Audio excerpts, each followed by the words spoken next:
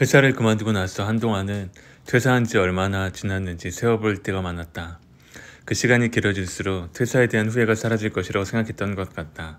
나는 퇴사하고 후회한 적이 많았다. 지금은 회사를 그만둔 지 몇 년째인지 헤아리지 않는다. 지금 이 순간에도 퇴사를 고민하는 사람들이 많을 것이다. 퇴사를 하면 후회하는 순간이 많기 때문에 천천히 준비하고 결정하기를 권한다. 퇴사를 하고 내 사업을 하면 시간도 자유롭게 쓰고 일도 내 마음대로 할 수 있어서 좋을 것 같다. 야근을 하지 않아도 되니 가족들하고 보내는 시간도 많을 것이다. 휴일에는 무슨 일이 있어도 일하지 않겠다고 다짐한다. 하지만 막상 퇴사하면 회사를 다닐 때 멋모르고 누렸던 장점들이 굉장히 크게 다가온다. 일단 회사원은 법적인 문제와 세금 등을 신경 쓸 필요가 없다. 회사에서 노트북도 주고 프린터도 있고 사무 공간도 제공한다. 심지어 육아도 회사에서 지원해준다. 퇴사하고 내일을 시작하면 세금을 어떻게 내는지부터 막막하다. 회사에서 마음대로 쓰던 A4 용지나 화장지, 볼펜도 내 돈으로 직접 사서 써야 한다. 회사에 다니면 선배나 동료들로부터 노하우나 전문 지식을 배우고 소속감도 얻을 수 있다. 단순히 통장에 들어오는 월급 외에 회사가 제공하는 무형의 가치들이 적지 않다. 퇴사하면 이런 것들의 소중함을 알게 된다. 퇴사를 하고 나면 명함의 무게가 사라진다. 그저 종이 조각일 뿐이다. 내 이름 석자와 얼굴, 온전히 개인의 역량으로 사업 아이템과 파트너를 발굴해야 한다. 한마디로 맨땅 헤딩이다. 내 기업의 가치는 영원이다. 그렇다고 시간의 자유가 허락되는 것도 아니다. 하나보다 10가지 내가 직접 해야 하니 몸이 10개라도 모자란다. 그토록 하기 싫었던 전화 받기나 택배, 배송까지 처리해야 한다.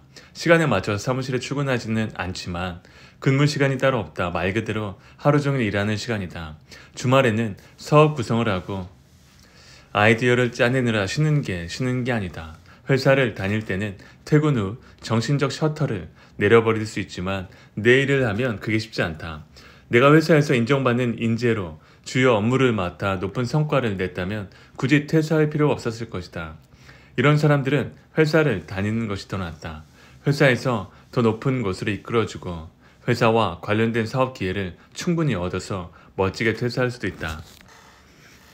그러나 회사 생활에 적응하지 못하는 사람은 망설일 필요 없다. 회사 업무를 하는 것이 우울하고 업무상 인간관계를 맺기도 너무 힘들다면 자기 사업을 하는 것이 낫다.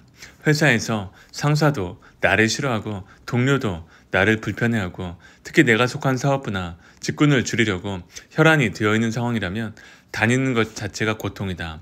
돈 벌어 잘 살고 싶어서 회사를 다니는 것이지 회사만 잘 되고 나는 스트레스를 받으며 가난해지려고 다니는 것이 아니다.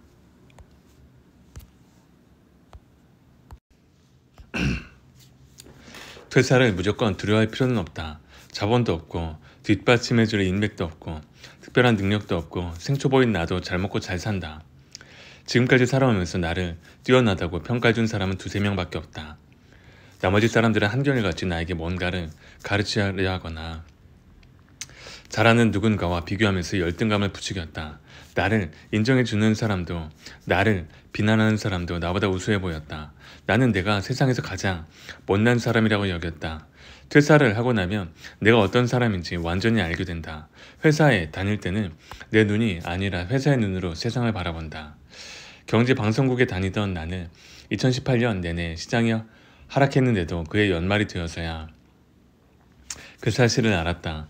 시장이 폭락해도 여전히 버스와 지하철은 다니고 편의점에서 아이들이 아이스크림을 사 먹는다. 나는 퇴사를 하고 나서야 오전 9시부터 오후 6시까지 진짜 세상의 모습을 보았다. 퇴사와 동시에 사라지는 것은 직함이다. 누구 대리님, 누구 과장님이라는 호칭도 사라진다. 회사 동료나 거래처 사람들이 나를 만나주지 않는 경우도 생긴다. 회사를 다닐 때 퇴사하고도 계속 교류하며 만날 사람들을 먼저 사귀어놔야 한다. 퇴사하면 업무 관계로 만나던 사람들과 대부분 연락이 끊어진다. 회사, 동료와 선후배도 마찬가지다. 사회에서는 만난 사람들은 대부분 이익관계에 있다. 그들은 내 뒤에 큰 기업이 버티고 있었기에 나를 만나준 것이다. 회사를 다닐 때도 어렴풋이 알고 있었지만 퇴사하면 일주일 이내에 증명된다. 나와 같은 사람들이 모이는 스터디나 강의에 참여해서 새로운 방향으로 함께 나갈 사람들을 사귀어 두어야 한다. 지금 나에게 가장 큰 힘을 주는 사람들은 비즈니스 모임과 스터디 모임에서 만났던 사람들이다. 퇴사하면 가장 크게 체감하는 것이 월급의 부재이다. 매달 통장에 들어오던 월급이 끊긴다. 월급 외에 부수입이 없다면 고통이 찾아올 것이다. 대출도 어려워진다. 요즘에는 통장 만들기도 쉽지 않다. 회사의 수익을 올리는 성과를 내든 그렇지 않든 변함없이 통장에 들어오던 돈이 사라진다. 얼마나 소중한 월급이던가. 그 월급이 없어도 생활하는 데 지장이 없을 정도의 부수입을 먼저 만들어 놓아야 한다. 한 가지 재밌는 사실은 모든 사람들이 회사가 나의 이익을 가져간다는 사실을 이미 알고 있다는 것이다. 요즘 나에게 스마트 스토어나 유튜브 관련 포토그래퍼나 편집자를 물어보는 사람들이 많다. 나는 누구나 이름만 들으면 아는 유명 업체를 추천한다. 왜냐하면 추천했다가 실패한다고 해도 그 회사의 명성 덕분에 내가 욕먹을 일은 없기 때문이다. 그런 때마다 나에게 되돌아오는 질문은 회사 말고 일 잘하는 사람을 알려달라는 것이다. 회사를 통하면 더 비싸기 때문이다. 회사는 원가로 서비스나 재화를 조달해서 파는 것이다. 반대로 생각하면 나에게 회사에 취업할 수 있을 정도의 기술력이 있다면 혼자 하는 것이 돈을 훨씬 많이 벌 수 있다. 나는 월급 외 수익이 1,000만 원이 되지 않으면 회사를 그만두지 않으려고 했다. 그리고 월 1,000만 원을 벌게 되었을 때 나는 회사를 그만뒀다.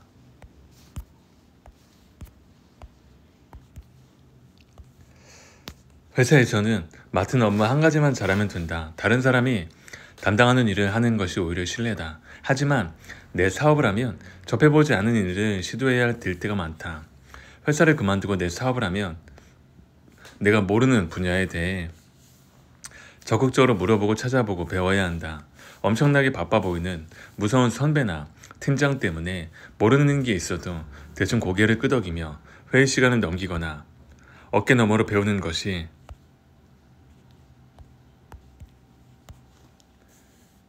밖에서는 통하지 않는다. 회사에서는 대충 넘어간 일이 문제로 떠오를 때까지 6개월 혹은 그 이상 걸린다. 부서를 옮길 때까지 별 문제되지 않는 경우도 있다. 하지만 혼자 일하면 일주일 이내에 문제가 생긴다. 대충 넘어갈 방법도 없다. 퇴사 전에 회사에서 배울 수 있는 지식이나 경험이 있다면 온전히 내 것으로 만들어야 한다. 회사에 있는 동안 다른 부서 사람들에게 물어보거나 조언을 받아서 전부 익히는 것이 좋다. 점심시간에 식판 들고 옆에 앉아서 물어보면 되는 일도 퇴사한 다음에 전문가를 찾아가서 노하우를 구하려면 적지 않은 비용이 든다. 월급이 꼬박꼬박 들어올 때는 은행 대출을 받는데 아무런 문제가 없다. 큰 기업에 신용을 등에 업고 있기 때문이다. 하지만 월급이 없는 사람에게 대출을 해주는 은행은 없다. 투자금으로 쓸 돈은 회사에 다닐 때 대출을 미리 받아서 마련해 두어야 한다. 마이너스 통장도 만들어 두는 것이 좋다. 퇴사 후에는 사회 곳곳에서 예기치 않은 장벽에 부딪힌다. 현대 사회에서 신용은 곧 고정 수입이다. 신용으로 얻을 수 있는 것들은 회사에 다닐 때 최대한 확보해야 한다. 좋든 싫든 5년 이상 해왔던 일을 버리고 나오는 순간부터 트렌드에 뒤처진다. 회사를 통해 접하던 정보들이 단절되기 때문이다. 퇴사 후 그런 유용한 정보들을 얻으려면 시간과 돈이 필요하다. 특히 기술 트렌드가 빠르게 변하는 직종에서는 나홀로 독립적으로 트렌드를 따라가기가 쉽지 않다. 그런 부분들을 이겨낼 만큼 해당 분야의 트렌드를 익힐 수 있는 모임과 스터디에 미리 참여하고 앞으로 모든 것을 혼자 처리할 수 있는 책임감과 돈, 지식을 마련한 다음에 퇴사해야 한다. 많은 직장인들이 회사에서 시키는 일대로 일하기 싫어서 퇴사를 고민한다. 나도 그랬다. 하지만 반대로 생각해보면 회사에서 시키는 일을 할 때는 나의 부족한 점이나 실수들이 드러나지 않았다. 회사를 그만두고 나면 대낮까지 잠을 자든 밤을 새우든 사업 아이템을 바꾸든 모든 일의 방향은 내가 결정한다. 그리고 그 결정에 따른 책임도 온전히 내가 진다. 단순히 자유를 추구하는 것 외에 내가 나아가야 할 방향성을 잡지 못했다면 아직 퇴사할 때가 아니다. 퇴사는 잠깐 쉬고 싶어서 하는 것이 아니다. 특히 한 집안의 가장으로 가족의 생계를 책임지고 있다면 절대 무책임하게 쉬고 싶다고 하면 안 된다. 아내와 자식의 인생이 나의 선택에 달려있다. 알고 보면 나의 결점과 약점들을 한꺼번에 메워주는 곳이 바로 회사다. 회사에 다니는 동안 안정된 삶을 살 수 있다. 회사가 월급을 주지 않으면 노동청에 신고하면 된다. 하지만 내 사업을 하면 돈을 벌지 못하더라도 누구를 탓할 수 없다. 현실의 벽에 부딪혀 좌절하지 않으려면 회사를 다니는 동안 철저히 준비해야 한다. 최소한의 기반을 확보한 상태에서 회사를 나와야 한다.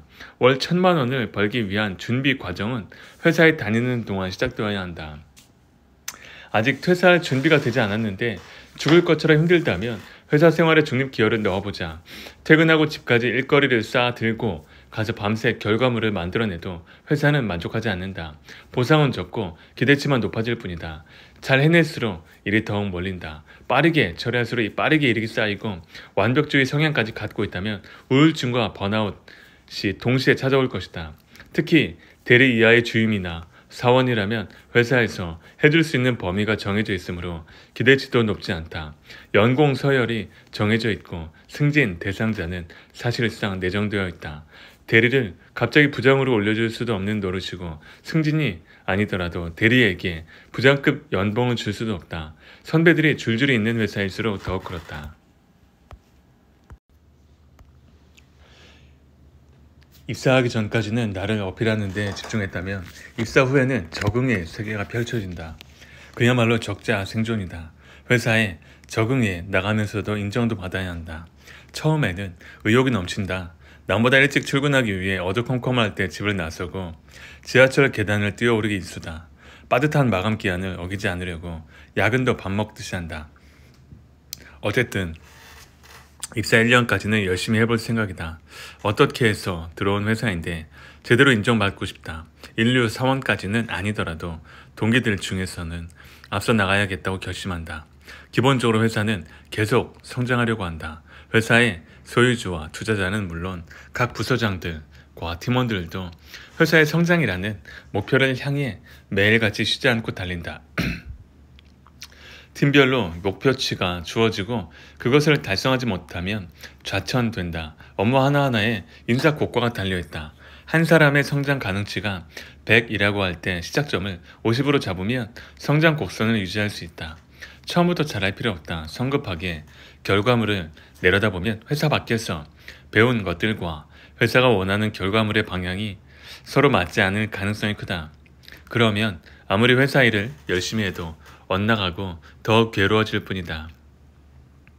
회사가 원하는 것이 무엇인지 정확히 알기 전까지는 욕심을 버려야 한다. 물론 회사는 만족할 만한 결과물을 내놓으라고 압박할 것이다.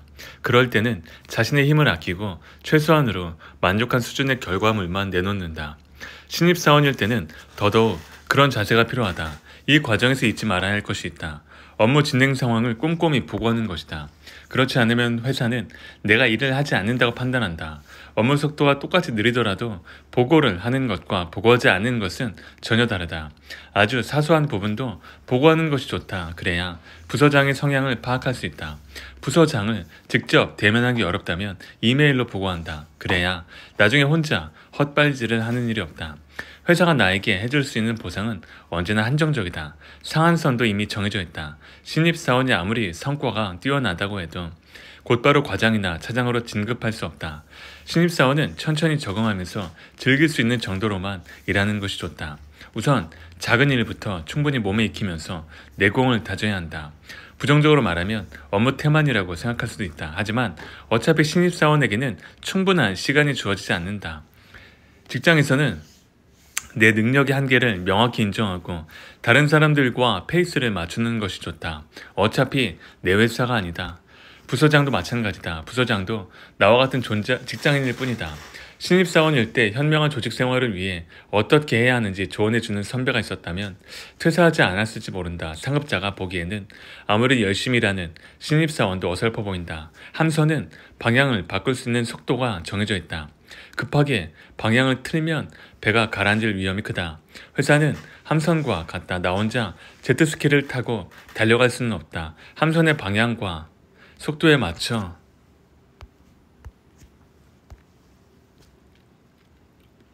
나아가야 한다. 왜 이 사람들은 나처럼 제트스키를 타고 움직이지 않을까? 이런 생각이 들수록 자신만 답답하고 힘들다. 직급이 올라갈수록 함선에 같이 타는 사람들과 협업하며 적절한 속도로 움직이는 법을 터득한다. 나는 그것을 깨닫기도 전에 회사를 나왔다. 입사 후 2, 3년은 함선의 속도에 나를 맞춰야 한다. 회사 생활을 오래 지속하고 싶다면 내 능력을 조금씩 풀어놓는다는 생각으로 일하는 것이 좋다. 신입사원은 마라톤의 출발선에 있다는 것을 잊지 말아야 한다. 그렇지 못한다면 함선에서 빠져나올 수밖에 없다. 어느 것이 옳고 그른 것이 아니라 선택의 문제다. 함선을 탈 것인가, 제트스키를 탈 것인가, 그에 맞춰 완급 조절을 해나가야 한다.